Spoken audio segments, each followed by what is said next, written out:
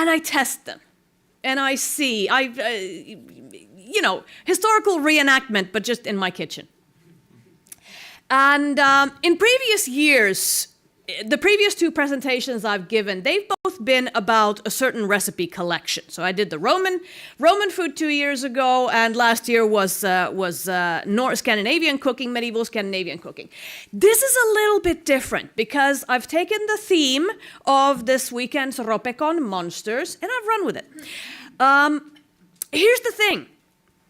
So I've cooked recipes ranging from over 2,000 years of human history. And in that time, we've cooked some wacky stuff. And every now and then, I'll be reading one of my cookbooks, one of my collections, and I'll run into something and I'll go, what? And then sometimes I try it. And sometimes, well, it's a little bit monstrous. So that's what I'm going to share with you today. We're going to talk a little bit about what sort of monstrous recipes I've run into, what I define as a monstrous dish in this case, and then I'm going to give you 4 recipes, 4 dishes that I have cooked and that if you are brave, you can also try cooking. Okay. Yeah, and as in previous years, you are free to take photos of my slides so that you get the recipes. Because I am completely incapable of concentrating for something 3 years in a row, my recipes look different now than they did 2 years ago. I realized that when I was putting them together. I was like, no, this is not how I did it 2 years ago, but you're just going to have to live with it. Okay, so monstrous dishes, monstrous foods. What does that mean? I lost my track of thought. Yes, because I already talked about stuff earlier that I was going to talk about in this slide. Is my presentation going to be nothing but a PowerPoint of memes? Maybe. I'm going to find out. But this is how it starts. Yeah. This is what my family often feels like the kitchen is when I've tried some of these things.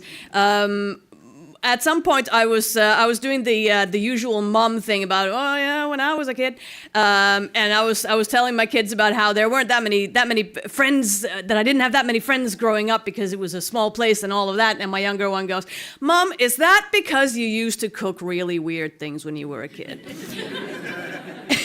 And it wasn't. But yeah, so thank yous go at this point to my family and my friends who have all tried these things. And some of you are sitting in this hall, so feel free to chime in. Okay, so monstrous food. Well, that's just like your opinion, man.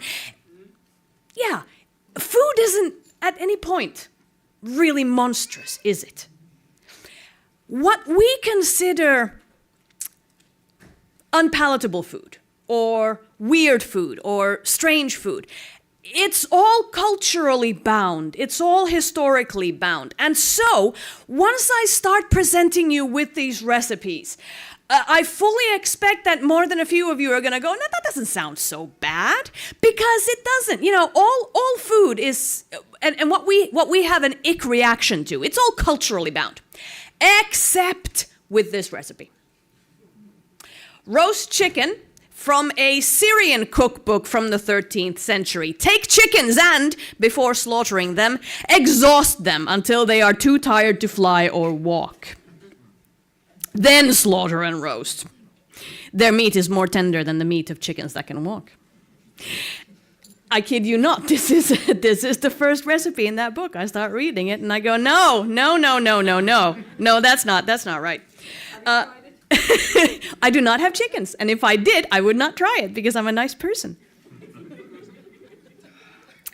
But yes, what we think of as strange food, it's all up to the cultural upbringing we have in our background.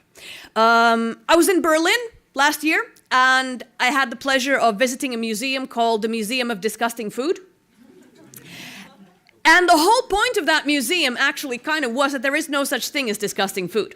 There's just food that we're used to, and then food that other cultures are used to, and we are not, and that's why we find it disgusting. And this is something that I like to explore in my historical reenactments, trying to push my own boundaries, trying to break my own innate boundaries, if you will. And sometimes that can be terribly, terribly rewarding. There is a multitude of flavors and a multitude of ingredients in this world that we have yet to try.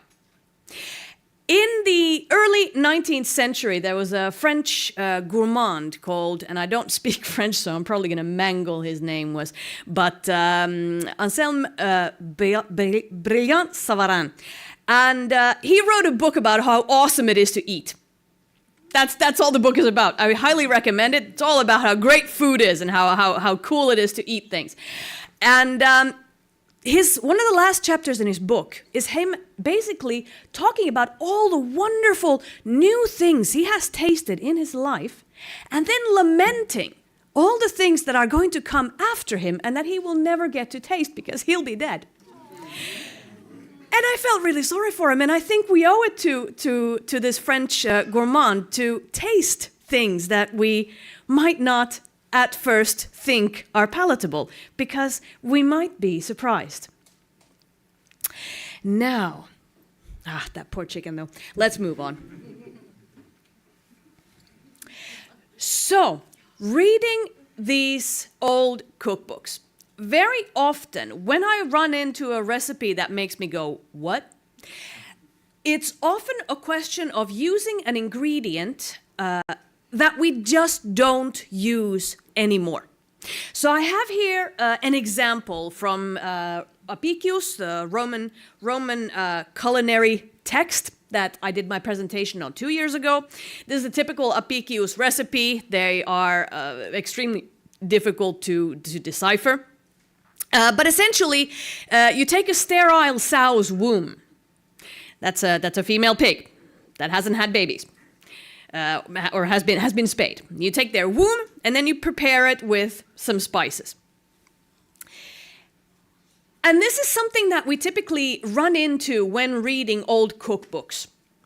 This concept of using every part of the animal, which we in a time of plenty have sort of a little bit forgotten and gotten, it's not something we do anymore. There are pieces of any slaughtered animal that we go, no, I'm not going to eat that, toss it aside, feed it to the dogs, whatever. But in the good old days, not only was everything used, even the gourmands of their day, the high-end cuisine, used those ingredients. However, for me, for my historical cuisine reenactment issues, this of course poses a serious problem, because I cannot go to a butcher and go, hello, can I have a sterile sow's womb, please? They do have some interesting cuts in Hakaniemi and Halli, for instance, but this is something that I have not yet seen there. But again, this sort of ties in with what I was saying earlier about how what we consider palatable is culturally defined.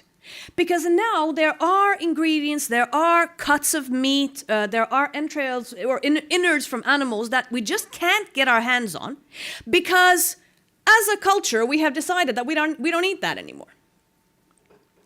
And yeah, that's going to be difficult, problematic for someone doing reenactment. Therefore, I will not be presenting you with an actual recipe for sterile sow's womb. I have had to pick and choose my battles, and I've chosen recipes that can actually be prepared with today's ingredients. So this was my preamble on how there isn't actually any such thing as monstrous food. However, you might change your minds once we get into the recipes. Because much as I can stand here and say, no, it's all in your head, you can get over this, there are some things that the mind just revolts at.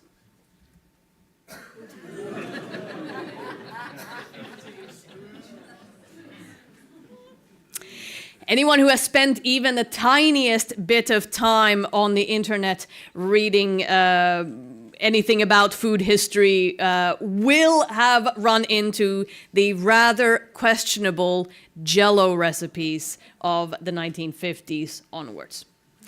Now, I have not prepared one of these Jell-O salads.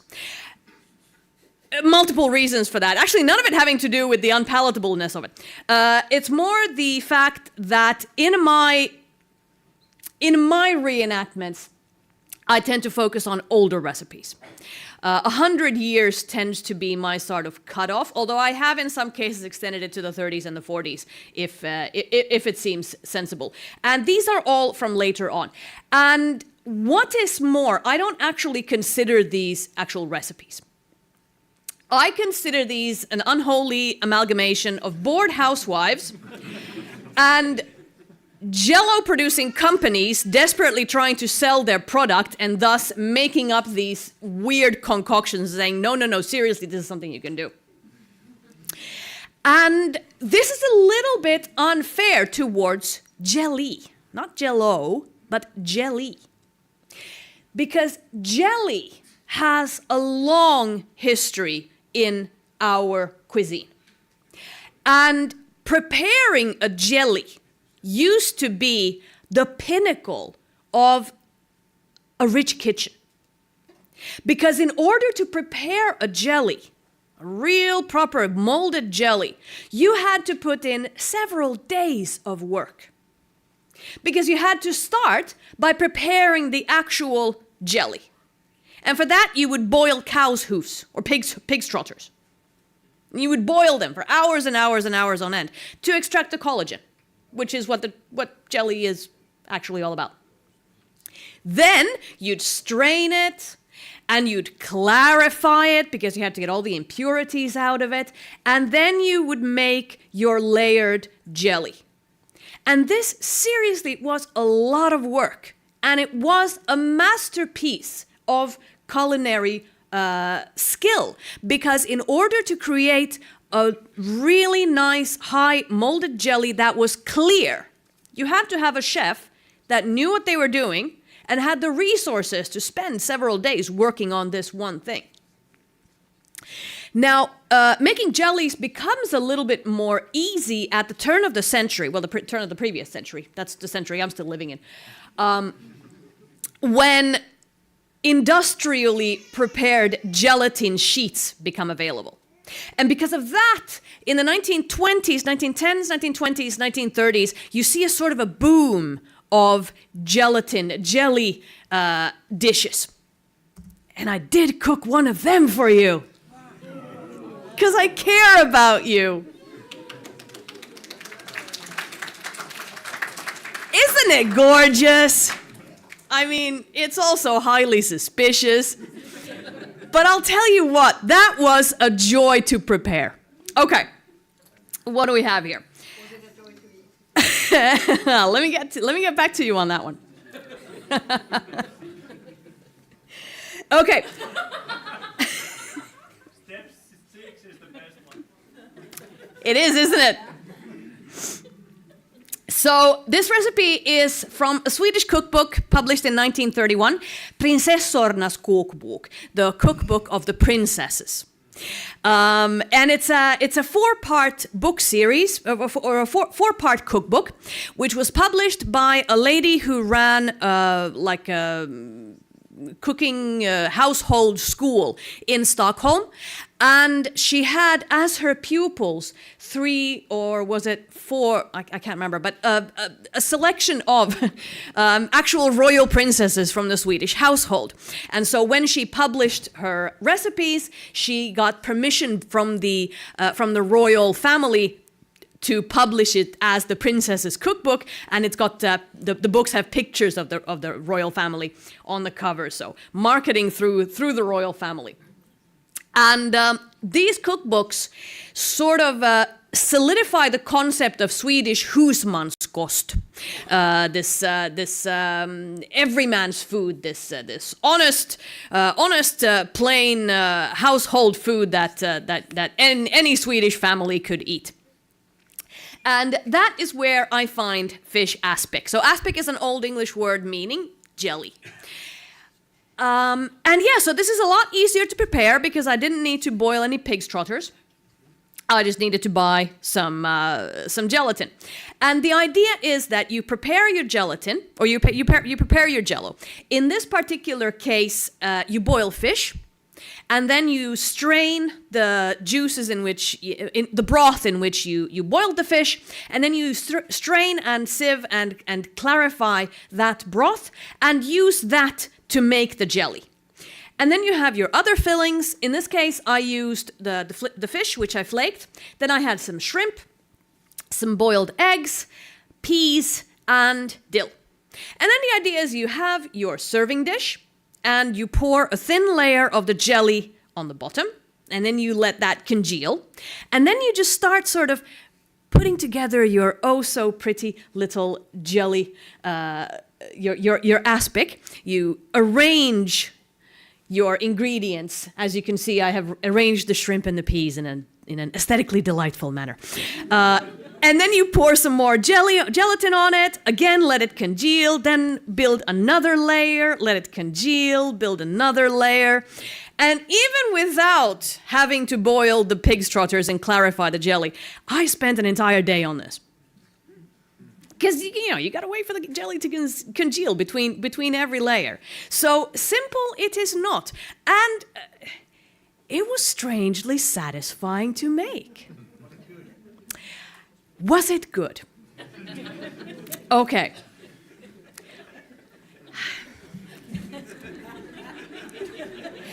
I mean, none of it was bad, okay? Fish is good, shrimp is nice. No, it wasn't bad. It wasn't bad in any way. I'm not going to say it was good either because I'm maybe not a huge fan of savory jelly. We did decide that we are going to make this again, but with sweet ingredients. So make it like a dessert thing, because then you have the satisfaction of building this pretty thing, but it's sweet, which somehow seems a bit more palatable. I mean, look, this is not so strange. In bigger grocery stores, in the herkkutiski, you can find aladobi. It's essentially the same thing, except with meat. Yes? Just wanted to add that this is still a traditional Polish Christmas dish, and it's very much a taste of my childhood. There we go! There we go! Thank you! This is exactly what I was saying at the beginning. Perfect. Yes, and I mean, aladob, the meat version, I'm not going to say it's typical Finnish food anymore, but it's definitely something that is still eaten. Yes? My father used to call aladobi tytinä. Uh-huh. Which is basically wobble. Yeah, wobble. Yeah. Yeah, absolutely. And originally this would have been served as like a cold starter on the fish table, on the table with the fish and the cold cuts and things like this. This would have been served as well. They recommend to serve it with mayonnaise or something called sharp sauce, which is like a vinegary, creamy sauce. And yeah, I had it with mayonnaise. It was all right. If you can get over the wibbly wobbliness of it, it's not bad. And like I said, terribly satisfying to make. Yes? I find this funny because the meat version is a thing in Switzerland too. And I made this with my grandmother. And I had to wait for the layers to congeal. Yes! Put it in the fridge, and I didn't want to wait for it. So you can buy that in stores in Switzerland too. Yep. Yep. But maybe now you'll try making it again. No, because I'm actually vegan, but... Okay. But hey! Yeah, I wonder, because there is vegan jelly. Yeah, But would it work? Okay, fair enough. Then we get to that part of it. Yep, fair enough. Okay. But yes, so jelly would have been something that was fancy and expensive, and honestly, those lime green Jello creations have cast a poor shade on what used to be the crown of the cold cuts table. So maybe we can all band together and bring back the aspic? No? No? Maybe? Yeah. All right. What do we got then? What do we have then? Okay. We're gonna stay in Sweden, but we're gonna hop back in time a little bit. There is no rhyme or reason to what order I'm presenting these recipes in, so I'm just tossing them at you. Do with them as you will. This next one is a spinach cake.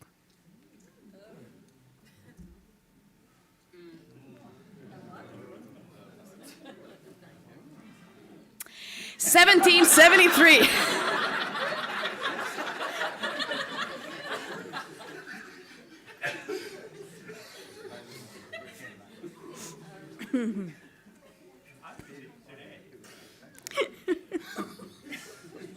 I apologize for nothing. Okay. Spinach cake. This is from a Swedish cookbook, again, from 1773. It's a cookbook by a Swedish chef called Kaisa Vari. She wrote a cookbook this is from the 3rd edition. The 1st edition is from a few years earlier. And she wrote this, what proved to be like the seminal cookbook on Swedish cuisine, and that it was the cookbook on Swedish cuisine for the next 150 years. It came out in over 20 editions. Even after she died, they kept updating it, bringing it out in new editions. And what's interesting about the Kaisa Vari cookbook is that it also had presumably quite a sizable impact on what we ate here in Finland. Because, of course, in 1773, Finland was still part of Sweden, and Kaisa Vari's cookbook would have been sold here as well. So Fredrika Runeberg, the wife of Johan Ludvig Runeberg, the poet, she had this cookbook in her cookbook, in her shelf, in her home library. And so she may have cooked this. Who knows? Okay, so yeah, I was looking for something to bake, and I'd recently managed to purchase a copy of this book, the 3rd edition, like I said. And I was leafing through the cake section, and I come to a spinach cake, and I was like, that sounds like something I have to try. Now, to be fair, it's not necessarily so weird. There was a trend 10, 15 years ago of hiding all sorts of healthy things in your cake. And so you had the zucchini cake where you'd grate zucchini and blend into it. And of course, carrot cake. Everyone said carrot cake. And I remember even making a chocolate cake that had black beans in it and almost poisoning my friend because turned out he was allergic. Caught it just in time. So as such, of course, spinach cake, not that weird. However, spinach traditionally perhaps is seen as a bit of a poor stepbrother of the vegetable family. If there's some vegetable that people love to hate on, it tends to be spinach. So that's why this recipe first caught my eye. Then I started reading it, and then I got really interested. So, far as I can figure, as it says here in the recipe, you start by making pancakes. And after reading the recipe, I figured, yep, they better be really, really thin pancakes. So I made them as thin as I can. Then you make a spinach porridge, like a spinach filling, with spinach, sugar, cream, and mace. Mace is a spice. It's not used that much anymore, but you can actually get your hands on it. But it is closely related to nutmeg, to the point where nutmeg is a nut, and mace is this layer that covers the nutmeg. So it's very close, but doesn't taste quite the same. In any case, mace, interestingly, is a spice that is used a lot in 18th century cooking, and then sort of forgotten about. Don't know why. Anyway, so then you make this the spinach filling, right?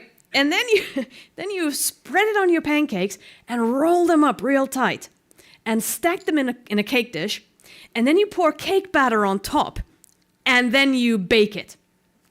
And so when you slice it, you have a cake with pancakes in the middle. It's like an 18th century turducken. It's... Yeah, I spent a lot of time afterwards trying to just figure out why. Like, who came up with, well, Kaisa came up with it. I don't know, she may have copied it from someone. But yeah, just why? And the best I can think of is something that is also connected to the jelly and is connected to some of the other stuff. One more dish I'm going to present to you, and that is the wow factor. Presenting a dish at the table that causes your guests to go, whoa, how did you do that? Is an age-old rush that we chefs have been chasing for a very long time, as far as I can tell. So in many old recipes, you're going to run into this concept of trying to create a dish that is impressive in some way. To take you back to Rome and Apicius for a while. Apicius actually has a chicken dish where you take a bottle, a glass bottle. Then, oh no, wait, sorry, no, this is not Apicius. This is a French cookbook from the 1700s. Sorry, I got mixed up. Yeah, a French cookbook from the 1700s. Yeah, so you take a bottle with a fairly wide opening.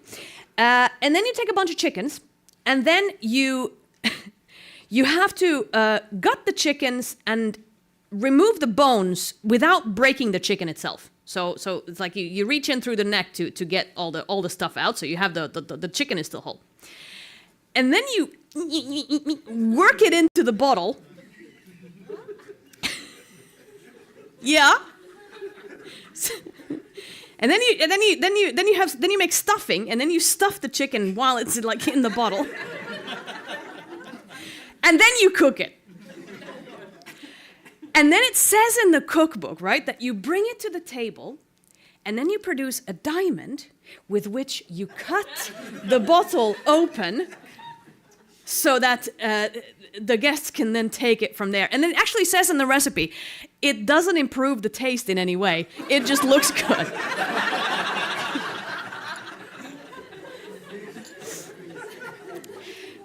And I reckon this spinach cake exists for the same reason. You bring a cake to the table and it looks like just a cake, and then you cut it open and everyone goes, oh my goodness, how did you do that? That's amazing, Kaisa.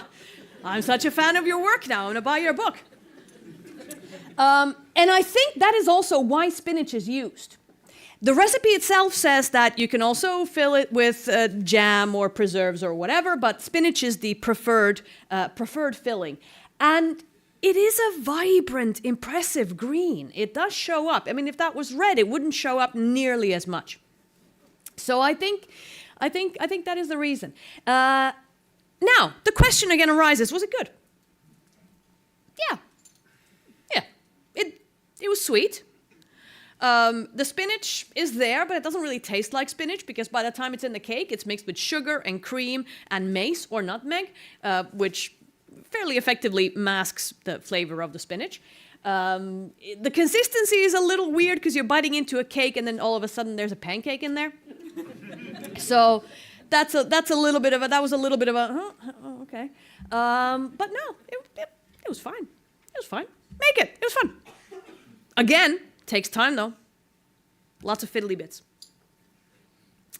Okay, we are going to, look at that. We're actually staying in the 18th century for the last two recipes as well. I got two more recipes for you. It seems like the 18th century had something happening. One of the things that was not happening in the 18th century yet was potato. There are very, very few. I have run into some potato recipes from the 18th, early 19th centuries, and they're a little bit weird too. But I'll save them for another time. Maybe I'll do just a potato presentation. How about that? I'll think about it. I'll see what next year's theme is. But no, before potatoes came around to save us all we had were turnips. And sooner or later, someone got tired of those turnips. And they had to do something interesting with them. And the next recipe is actually here from here in Helsinki.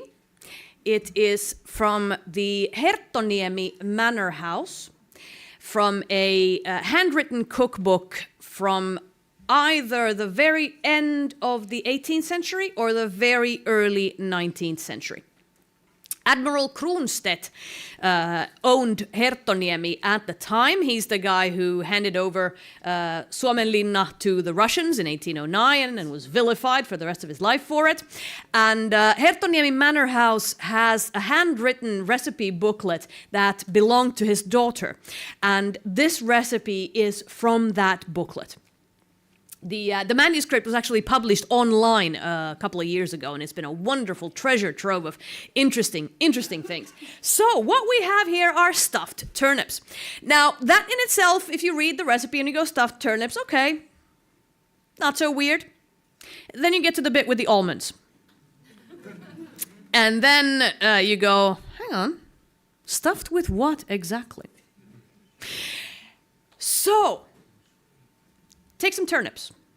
This is a very, very approximate recipe because it all depends on how many turnips you want to prepare. So you're just going to have to improvise with the amounts of ingredients here.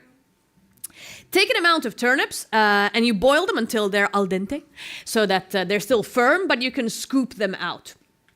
You cut off the top and then hollow them out, and keep about half of the stuff you pull out of there. Then you mix in breadcrumbs and ground up almonds, some egg, and of course syrup, because for some reason we have to make this a sweet dish, and that's where the weirdness sets in. Also, a little bit of bitter almond essence. That's a deviation from the original recipe. The original recipe actually says to grind bitter almonds and put in there. However, bitter almonds have cyanide in them. So we're going to give that a miss. In fact, we cannot even get bitter almonds at the shop anymore for obvious reasons. But we can get essence of bitter almond, and that has all the goodness of bitter almonds without the cyanide. So we're going to use that. And yeah, so we're going to mash all that together and make a sort of a almond turnip syrup mixture. And then we put that back in those turnips and bake them in the oven, basically.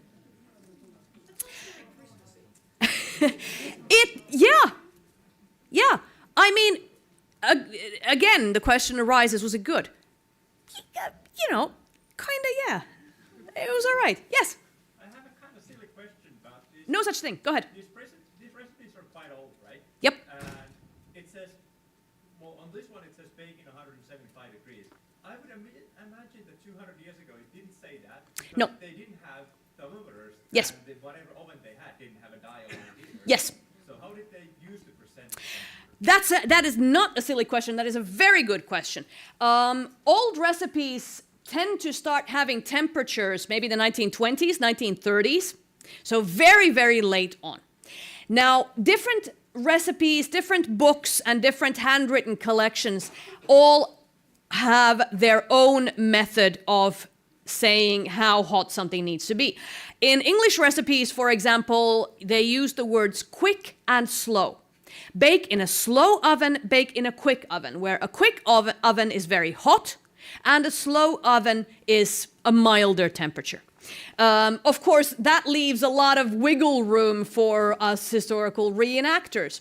So it really takes a little bit of a touch for cooking, a little bit of a feel for, you know, if I'm making a cake that probably needs to be in the oven for 45 minutes or an hour, I'm not going to bake it in 250 degrees. It's going to be the slow oven, so about 150, 175. A quick oven is usually for things like cookies that are only in for a short time and you want them crisp, so then it's 200, 225. The degrees I give here are from my own experimentations. But then, wait, what other methods? Oh yeah, Swedish cookbooks And where else? Yeah, a couple of different cookbooks that I have seen have also given temperature instructions with paper and flour. So up until very, very recently, chefs would have been using a wood heated oven. So you fire up some wood in there, and you let it burn, and then you wait until the oven is a suitable temperature. And different methods of figuring out how hot your oven was. One method was to put a piece of paper into the oven and see how long it took for it to start blackening at the edges. And that told an experienced chef how hot the oven was. Same principle goes for the flour. Some recipe books say to sprinkle flour into the oven and see how long it takes for the flour to start getting a color. And that'll tell you how hot the oven is. I've even seen recipe books that straight out say, put your hand in the oven. And with experience, you would be able to tell, is it cake hot? Is it cookie hot? You know, what am I putting in here? We are very spoiled today with our technology and our thermometers and our everything. I had this realization. Now I'm going off on a tangent. I always do this, but I promise I'll come back to the topic in a minute. I had this realization a while back because if you read jokes, like old jokes from the turn of the century and so on, there's always these jokes about the newlywed and how the wife is ruining all the food and the husband is suffering from it and yada yada. And I was like, what? I don't, I mean, sexist jokes are stupid to begin with, but this is particularly stupid. How hard can it be to cook? But then I realized that if you are working without an electric oven, you don't have a thermometer, it's going to take you a while to become friends with your particular wood oven and learn its quirks and how to use it. And that is probably more where those jokes stem from. We have no excuse nowadays. Okay, that was my tangent. And now back to actual topic at hand. Yes? It doesn't actually say what you're supposed to do with the half of the turnips. Oh, right. Oh, no, say, spoon filling into the turnips. Replace the lids if you kept them. No, but but the filling is the part, what you do in the part two, doesn't it? Yeah, you spoon the filling into the turnips, and then if you kept the lids that you cut off in the first place, then you pop them back on. It says, scoop the insides of the turnips in the bowl, mash and discard half. Uh-huh. In the next part, it doesn't tell you what to do with the half. Oh, well, the half that you kept, you then mix in equal amounts of breadcrumbs and, yeah. Ground almond, Yeah, so that goes in with the turnip filling. okay. Yeah, with what was left of the turnips. Yes. My brain sometimes runs ahead of me when I'm writing these things. So thank you for clarifying that. Okay, so yeah, the question, was it nice? Yeah, if you like turnips. They're a flavor that we don't really make. They're a root vegetable that we don't really use very much anymore. And maybe this is a way to start using them. Again, I promise you, if you serve these to your friends, they will be astonished. They will probably eat it. They might even like it, and they'll definitely talk about it afterwards.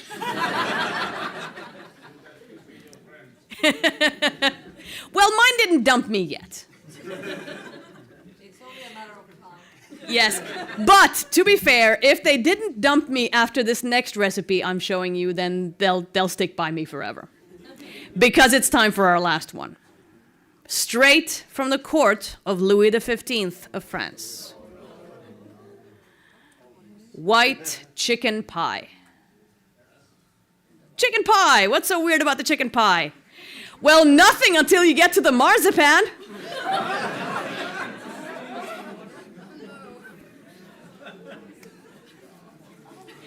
You take a pie crust.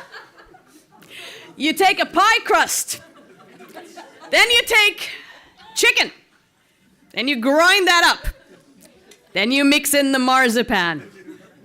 Then you mix in the orange blossom water. Then you bake it all in that pie crust. Then you sprinkle sugar on it. Then you bake it a little bit more. and then you sprinkle some more orange blossom water before serving it. And this is from a French recipe book written by the head chef of Louis XV. Seven. This is why the revolution happened. Wouldn't put it past them. But what's interesting, I mean, there's multiple things that are interesting about this pie, but one thing that is interesting about this pie is the name of it, white chicken pie. And this, again, goes a little bit back to the wow factor that I was talking about earlier. Because clarifying your jelly so that it's all clear and nice, that takes a lot of work. Rolling up your pancakes and stacking them into your cake so it looks nice when you cut it up, that takes a lot of work. And creating a dish that is as white as possible, that also takes a lot of work. Not today, because we have ingredients. We have the whitest of white flours to buy at the shop, and we have pure, clean chicken breasts that we can buy, and there's no blood or guts involved. But in 1767, creating a dish that was a uniform, very pale color was something to strive for. I'm not sure that excuses the marzipan, but there it is. And yeah, was it good? It was not.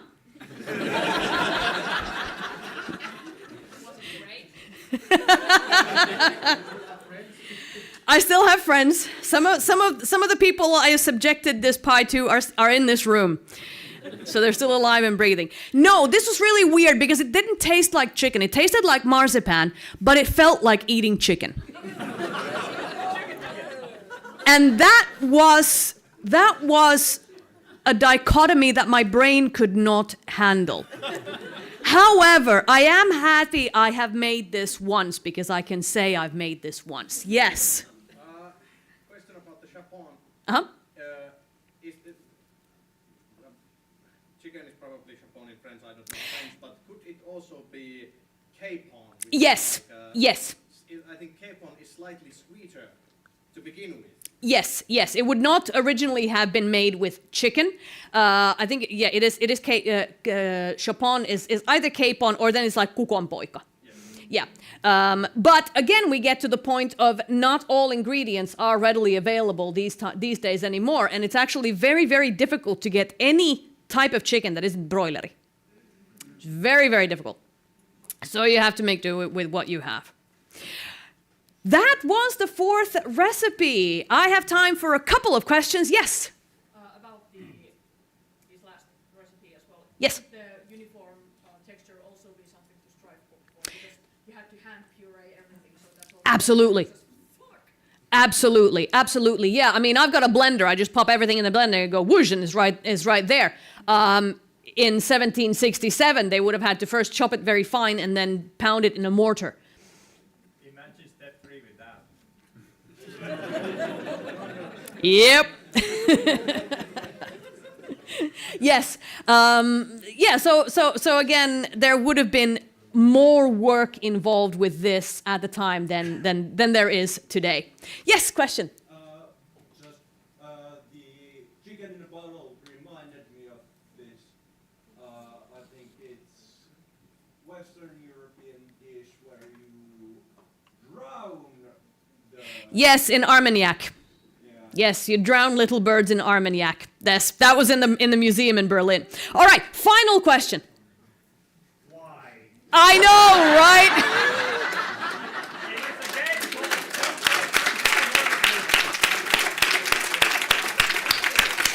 That was my presentation for this year. Thank you, everyone. I'll see you again next year.